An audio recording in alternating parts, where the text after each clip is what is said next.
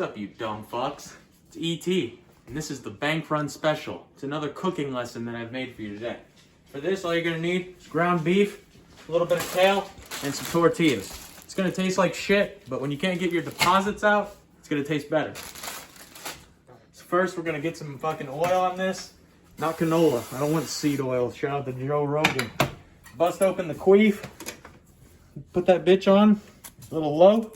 And we're gonna make sure we put the cap onto the pan. This energy crisis is no joke. We gotta get all the heat we can get. Slap the queef on there. Remember, you need the steam. It's gonna help lower your bill. And then you wait a little bit. Now, as you can see, this queef is not chopped up right, so we're gonna make sure and spread that bitch out. All right, remember what I've always said. I'll say it once and I'll say it again. You get the local steakhouse seasoning. Remember, you're an uninsured depositor. You can't afford this. You're gonna wanna spread that bitch out. Yes, your stomach will hurt. You'll be doubled over, but you wanna make sure and really sprinkle that bitch on for the lack of ingredients that we have here. As you can see, this bitch is steaming up good, okay? Now remember, we got punked out on the wheat shortage. Never happened. But we're still gonna stay consistent with how we make these cheap meals. If Peter Schiff is right, we're gonna be eating this shit all the time.